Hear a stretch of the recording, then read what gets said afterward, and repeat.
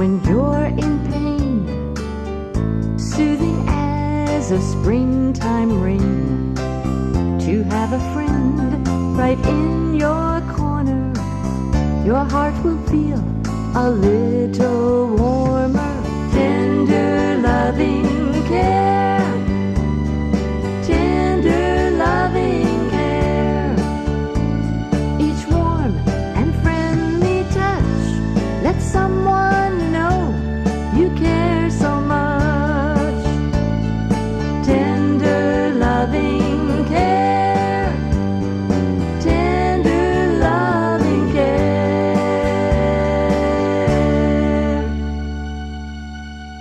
Good afternoon. I'm Dr. Greenbrier Almond, and thank you for joining us on another program of Tender Loving Care. Here in the springtime of 2015, as we have come through the Easter season and we remember the Passion Week, the death of our Lord and Savior Jesus Christ and the resurrection, it's a good time to talk a little bit about grief and loss and, of course, the resolution of that, which is something that the disciples went through and something that all of us go through if we live long enough. I'm in that stage of life myself when I have classmates who have become ill and some have passed on, and I hear almost every week of someone else who's not the way they used to be in their health and vitality, and so we're faced with our mortality. And I thought this was a very good book. And around, I like to, if you've followed me over the last 35 years, I talk around books. And C.S. Lewis, certainly the most complete and most read Christian writer of our generation, has written about a grief observed, his own grief. His wife died, and he went through a number of phases of grief, and it's so well written. Just a short book, really, and if you're inclined, as I would hope you would be, if this is your issue or your problem, or you know someone who's going through this, I hope you would check this out of a library. C.S. Lewis is in bookstores all over the place. I'm sure you can get it on Amazon.com and a number of places like that. He was a professor at Oxford University of English Literature, and well-renowned, and then he went to Cambridge University and finished his career, wrote some 31 different books, and many of them are classics of the Christian faith, and so this is not just anyone observing grief, but a giant among us, and I like to do that when I'm working every day with people who are going through grief, and certainly in counseling, as they defined it for us, psychotherapy sessions that we would do, and I've done this over the last 41 years, we would probably see grief as the main feature of what we are doing, the main work we're doing with someone as they go through losses of life. We'd see that as the main feature in some 2/3 of the patients that would present to us. So this is no small problem, considering that doctors are generally at the bedside. People die now in hospitals. They go through the loss process after a period of illness, extended illness, because one of the things modern medicine has done is prolong the dying process and not necessarily leading people back to full health. You think it through yourself. If you know someone who's getting older, maybe they've fallen down, maybe they have a hip fracture, now they're going through surgical repair, then their rehabilitation, and then maybe nursing home, maybe not to walk again, maybe limited function, and then pretty soon getting sicker and sicker and dying, or whatever chronic disease process you can describe. People are living longer, but we all go through grief and loss, and so a very, very important topic. The disciples themselves went through this. I alluded to this earlier in the start of the program, when they knew that Jesus had died. Good Friday, we call it a Good Friday. But anyway, they had forgotten or not thought about the scriptures that he would rise again on the third day. And they were surprised, of course, and very pleased, and it changed the world. We have perhaps of the 7 billion people on earth, nearly 1/3 of them are Christian today. And it certainly changed the Roman Empire of his day, of Jesus' time, with his death and resurrection. So let's talk a little bit about C.S. Lewis here and how he describes his own observed grief. He had met his wife later in life. They were both very smart people, attracted to each other intellectually, and they both had careers and both loved books, and so they had the academic life. And it's therefore, I think that going through this is important, because some people don't have the words to describe their loss. And I sit with people, and I'm sure you do too, ministers do, I've heard them say this, sit with people and just in quiet and meditate together, be present together, be before the Lord in prayer together, but not necessarily with a lot of words. And it's not necessary to use words, but it is nice to read something someone has written who can come up with the right words. First of all, as C.S. Lewis described it, he said, no one told him in the beginning how much like fear grief would be. He says, I am not afraid, but the sensation is like being afraid. Now, I have heard people tell this. Mothers will tell me if their child dies before them, and some people say they should never experience the death of a child before the death of a parent, that it's just too much for the parent. But there's a sense of fear there, and every child, I have granddaughters now, and I watch them like a hawk, you know. If I'm the one responsible for them, I don't want them to get into trouble. I don't want them to be hurt. I don't want anything bad to happen to them. So we're on edge when we're around people that we love, and if they are sick and if they are dying. And he said, this is a sensation like being afraid. It's the same flutter in the stomach. It's the same restlessness, the yawning, a sign of fear, and just the feeling of fear. He said other times it's like being mildly drunk, the grief process that he was going through. And I remember my own mother, the day she died, we were called back to West Virginia University, and she had been taken from the rehabilitation service back to the ER, and of course they tried to resuscitate her, do what they can, but she was gone. It was about 2 o'clock in the morning. We all drove up to Morgantown to be there with her one last time. They let us go into the examination room, and of course she was not there. She was gone in spirit, but we were with her body, and it was in the middle of the night, and I felt confused. I don't know what the feeling of drunk is, because I don't drink alcohol, because my mother herself urged us not to drink, and I don't want to do that, but he said it's like being drunk or concussed, he says. I certainly have fallen and been dazed and know what that feels like, and I was dazed for several days. Came home, I tried to get a haircut, tried to do routine things, and I was just in a fog. It was a very uncomfortable feeling, and he describes it as an invisible blanket between the world and me.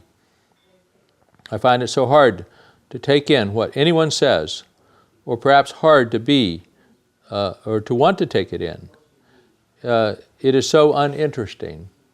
And of course, you know, we're dazed, aren't we? The funeral process comes right after the death, you know, matter of days. Sometimes it's a little bit longer. We're waiting for some out-of-town family member to come. But we just sort of stunned as you go through the meeting of people. They come to the funeral home or to the church, and there's the burial, but it's all in a fog. And we go through that, and I was glad. I was working at that time with the VA, and they allowed 2 weeks off. That's not enough, of course, but the 2 weeks, certainly I was not functioning well. It would have been hard to be at work and do something. C.S. Lewis says he dreaded the moments in his house as it was empty. You know, that I sat on, with my father's death, my own grief process, trying to relate here to what C.S. Lewis is saying. He died right after the Strawberry Festival. I think in one sense he willed his life to go past one more Strawberry Festival, because he loved the strawberries, he loved our festival in town. But anyway, I was sitting on our front porch, and we have a big hemlock tree, and I was in a swing, and it was dark. I left the light off, and I was just meditating, just being there. And there was a I determined after a while that it was a breeze going through the hemlock, but I thought I heard Dad calling my name, and it was, I don't hallucinate, I didn't know what the experience was, but I was comforting in one way, but I wanted to hear Dad's voice. I wanted to hear his name again, but everything was empty, and finally I figured out it was the wind, and the comfort went away. It would have been good to hear Dad's voice one more time. He says, if only they would talk to me or to one another, not to me. The people are looking for something when they go through the grief process, as he says. There are moments, C.S. Lewis goes on to describe, most unexpectedly, when something inside me tries to assure me that I don't really mind so much, not so very much. After all, love is not the whole of man's life. Sometimes we want to go about the busyness of life, don't we? And there are things to do with the funeral process. People are glad that the church will have a meal prepared, so people don't have to go through the meal process and have leftovers to eat, but still there's things to do. There's visiting the grave site, beginning to select whatever gravestone may be selected, writing notes to people who have been kind and left gifts, and doing the right thing by other people who love us and care for us. Good to be busy about things, but not really. It's not. You begin to say, what is the wholeness of life? And by the way, C.S. Lewis, in his conclusion, goes against Elizabeth Kubler-Ross, who writes about grief as a psychiatrist, and that's another story. I don't want to mix stories here, but she feels that there's a resolution to grief, that someday we do get past that. C.S. Lewis, on the other hand, feels that he never, in his life, never got past it, losing his wife, and I think there's something to that. There's certainly anniversary dates, seasons of the year. I'm reflecting on this at Easter. Easter is a certain time when we think of death, we think of the resurrection, but we're aware of so for example, a bulb being put into the soil, the bulb dying in order that the plant will come up, the tulip or whatever plant we plant with a bulb.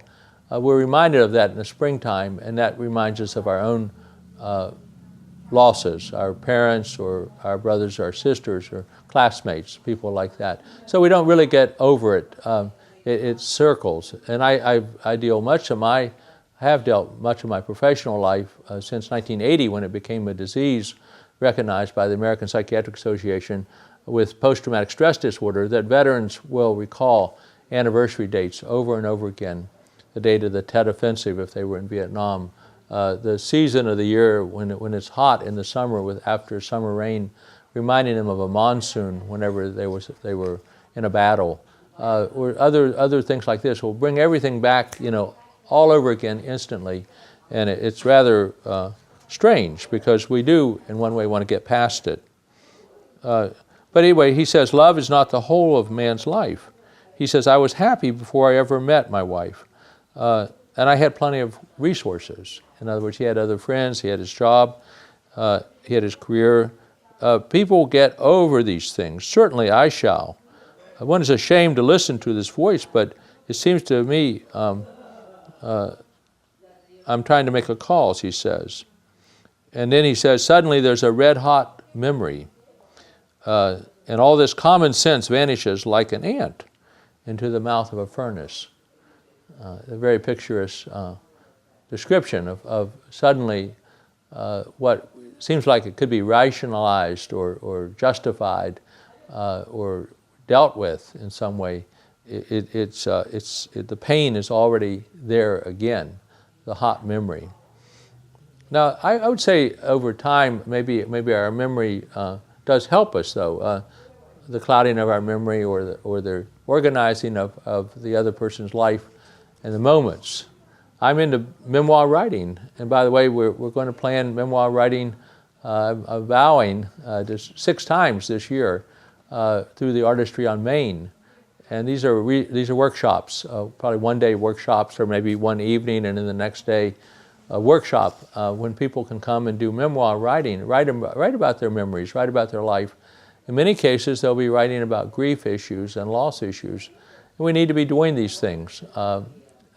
As C.S. Lewis wrote this small book, A Grief Observed, and wrote about the loss of his wife. And by the way, he didn't even mean to publish it, and to write something down doesn't mean that it will be published.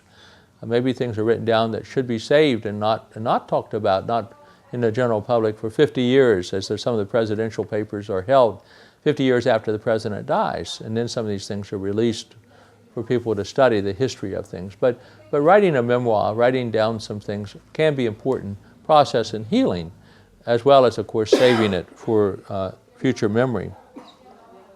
It says, on the rebound, one passes into tears and pathos, maudlin tears. I most prefer the moments of agony. Maudlin tears, people will tell me they just cry for no reason at all. They try to tell a joke and they cry, or they try to go and do something ordinary, like get their hair cut if a woman's going to a beauty parlor, and cry all the way through that, or people try other things that surely are not even sad by themselves, and they just find themselves in tears. And C.S. Lewis says the agony of it is worse than the tears. At least clean and honest, he says about agony. Agony, we don't think of agony as being good, but as he calls it, clean and honest. I remember one time, and I have no idea why I grieved so much with tears, but we had a stray dog come up on our hill. And I was just a little boy, I was probably 10 years old. We had a dog, and he was getting older and sicker, but I didn't know this dog at all. And but he was very sick when he came up on the hill, and he hung around the house, and we fed him something, tried to nurse him along a little bit, but very shortly he died. And Mother said I should go out and bury him. And we had a dog cemetery. We had dogwood trees, our own symbol. I think it was a good one as a child. Plant, as an animal would die, a dog would die, we would plant a dogwood over the grave. And so we had a dogwood grove at the edge of our property, and we had pussy willows there because we also had cats, and if the cat would die, we would put in a pussy willow plant. So we had some very nice pussy willows, and then throw in forsythia and other things for other animals, and we had a lovely little grove for our dead animals. And so this little strange dog that came to us died, and I was digging that hole. And I cried and cried and cried all the way through that process of burying that stray dog. And after it was done, I was done. I didn't mourn like I did my other animals, but the agony part might have been better. If in other words, we had a program on recently for pet door rescue, and I hope you watch that. I hope that if you're interested in pet door rescue and all the animals that need taken care of, that you'll get involved in a ministry like that or a community effort. There's a lot to do to help our pets and stray animals in our community, but that's action that you can take your energy, life energy, and put it into action. And that's, as he said, clean and honest, and we need to be doing that. But this bathing in self-pity or wallowing or the sticky sweet pleasure of indulging oneself and crying, going to bed, if you will, that, he says, disgusts me. That's another thing that people have done. You hear about this from time to time. When making house calls with my father growing up, often the dad would not know exactly how sick the person was or what he was going to see, but the complaint would be something like this: Doc, you need to come see Aunt Minnie. She's just gone to bed. And so the family didn't know, but this person who had been active and otherwise was not themselves. They were sick, they were lying down, they were sleeping in the bed all day, they were not active. So what was wrong with them? They needed a doctor, and Dad had to come and make a diagnosis and help them out. And at the root of that, again, 2/3 of the time, we're taught in our medical literature, the issue is grief. It's not a small issue that we're talking about. And even while I'm doing this, that is this sticky, sweet, indulgent crying that C.S. Lewis is describing, he says, I know it leads me to represent, in this case, his wife. And given the mood it's headed in, he wants to actually describe the real person. You know, he doesn't want to be stuck in the grief. He doesn't want to be blubbering over this person who's passed on, but he wants to thank God for a strong person, a person that God had blessed, that they were happy together. And so there's times to recall those things. One of the other side of that, and I'm coming to this with C.S. Lewis's discussion of his own grief observed, would be with my wife's funeral. And I was going through the process with Filipinos, and I expected maybe the grief process would be different. But we would be sad and crying, and then we would start to laugh.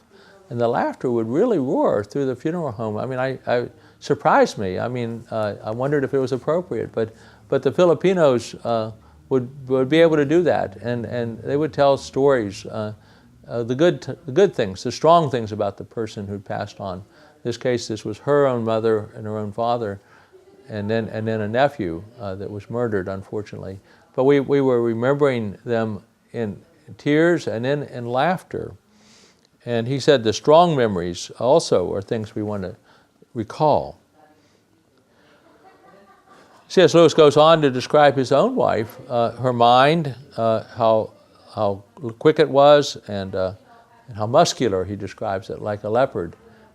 Some people are like that, you know, they do debate well, and they do talk well, and he liked her passion, and how she pricked his bubbles. I watch relationships, of course, as a doctor, a psychiatrist. One of the definitions as a psychiatrist is someone who studies relationships. And so we cannot understand ourselves except in relationship to another person.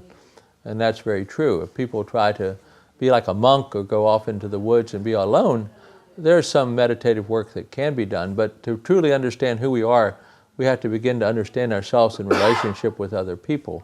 And certainly, even in the grief process, that has to be. And so we begin to tell stories about the person who's passed on, incidences of things that happened, and again, the memoir writing. When we do our classes here in Buchanan at the Artistry on Main, we'll take topics, for example, a new book coming out that my sisters have written, all of us together on certain topics. One of the topics would be a walk remembered. And so you probably have this, if you have a family member who's passed on, everyone remembers something that they did with this person. My mother and father were walkers. They liked to go for walks and hikes. And so we all have walks remembered. And they're different stories, but it brings us down that trail. Someone else could be learning how to sew or quilt or cook, or, you know, you can think of other things that we do with the person, and all of us do it with the person, and we all have our own story. Anyway, the writing process with a small group of people, would be 7 people, 15 people at the most, are writing about the same instance. And they write for 15 minutes or so, and then they share verbally what is being said. And that's the grief process. But it's the memoir writing process too. Because in that sharing then, we're learning that we're not alone in this world. C.S. Lewis, a few more thoughts here, and this is a short book, but I'm not even covering the book. I'm just really introducing the concept of grief and a grief observed by C.S. Lewis, one of the most accomplished and certainly revered Christian writers of our generation, educated and taught at Oxford and then Cambridge University in England. He said, "No one has ever told me about the laziness of grief. Except in my job where the machine seems to run on as usual, I loathe the slightest effort." And sometimes people, you know, I mentioned, I'll make this the final story, going on house calls with Dad when the complaint was that Aunt Tilly has just gone to bed. She just gave up. She went to bed, and she won't get out. And so we we get to a point sometimes in grief where we just retreat and we don't do the work we used to do. Executive ability is something that we learn. Teenagers do not have it. The frontal lobes do not develop at the same rate as the rest of the brain, and so we know that teenagers don't have the same judgment that they will have when they're 25 or 30 years old. But on the other side, on the grief side, people who have gone through the grief process have a hard time making executive decisions and making the right decision. Dad often recommended, of course, the person get back into the routine, do what they can, but just be allowed to stay at home. Vietnam veterans coming back have told me over and over and over again, this was back when West Virginia farms were vibrant, they came back and just stayed on the farm for 2 years before they could get off and go get a job in the mines or go work in the woods or go steel mills or someplace like that. And they would just stay on the farm for 2 years. And people should be allowed or need to be allowed not to be lazy per se, as C.S. Lewis characterizes it, because that's the feeling, but just get to a point where they don't make the executive decisions.